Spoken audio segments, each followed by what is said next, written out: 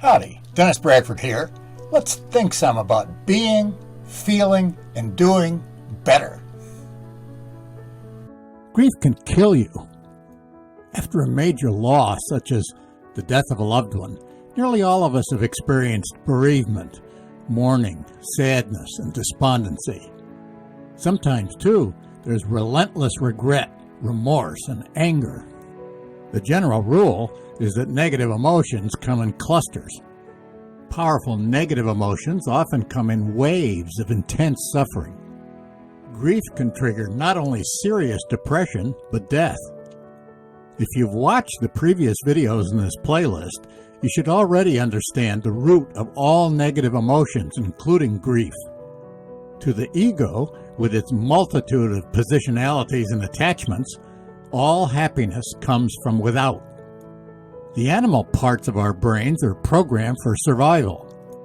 If your personal calibration is 199 or lower, you are stuck on the acquisition or gain model as the purpose of life. That's no different from other primates such as gorillas or chimpanzees, or other social animals such as elephants or wolves.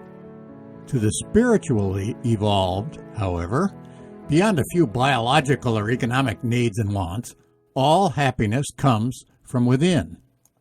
It's obvious to the mature intellect that all aspects of our lives are transient, and therefore, trying to cling to anyone or anything will sooner or later bring loss and often grief.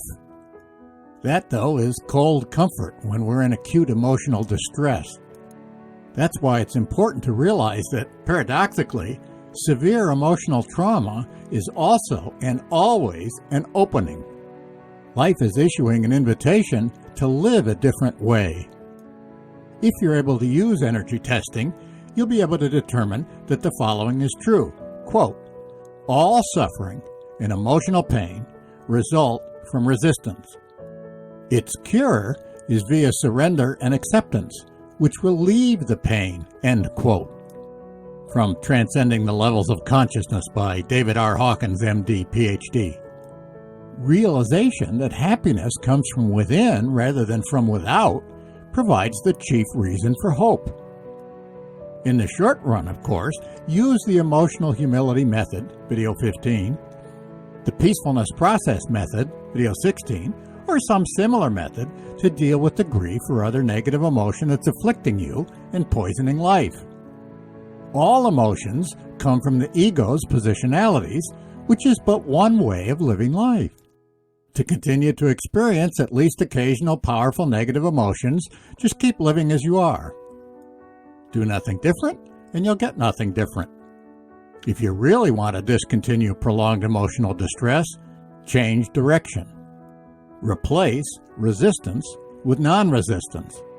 Even if you're intensely suffering right now, you can still make a commitment to yourself to do whatever it takes to avoid similar distress in the future. It's not that sages never feel negative emotions. Of course, if a loved one dies, for example, a sage may feel grief for a day or two. Usually, though, they'll use their spiritual practice to cook it until it completely dissolves. If you don't yet have a spiritual practice, get one as soon as possible. In case you don't have one or yours isn't working well for you, I offer you two suggestions in videos number 9 and 11 of the Stress Reduction Wizardry playlist on this channel. The key to successful mastery of any spiritual practice is surrendering, letting go of all resistance, releasing. With respect to negative emotions like grief, it's not really the grief itself that is surrendered, it's its reward, benefit, juice.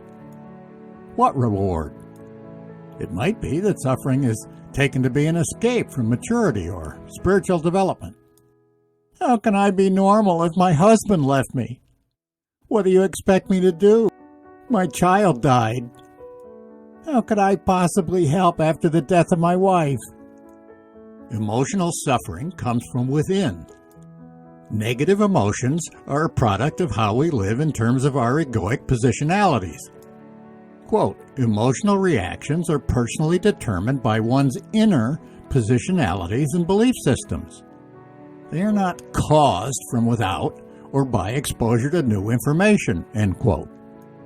From Truth versus Falsehood by David R. Hawkins, MD, PhD. Thoughts occur spontaneously and autonomously. Quote, thoughts are occurring in a senseless, random fashion. Thoughts are occurring on their own, end quote. From The Eye of the Eye by Dr. Hawkins. We're able, in short bursts, to focus them sequentially in order to solve problems. The mind thinks. That's its nature. Your mind, though, is not you. Ask yourself, how do I tell what my thoughts are? After all, thoughts aren't experiencing themselves. Quote, a thought, of and by itself, has no capacity to experience its own thoughtness, end quote. From Healing and Recovery by Dr. Hawkins. It is the witnessing or observing consciousness that is aware of thoughts. Without that, we'd have no idea what's going on with respect to them.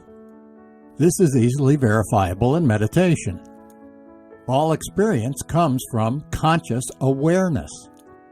What is experienced is content. That which experiences is context. Different levels of consciousness, as we've seen and can be verified by energy testing, are relative to energy fields. These can be calibrated numerically in terms of their relative power. All thoughts are resistance because they are inherently dualistic, divisive, limiting. Again, all beliefs and emotions come from thoughts. So, all thoughts, beliefs, and emotions are egoic. Very low-level energy fields like shame, apathy, and guilt are not only egoic, but they have destructive effects.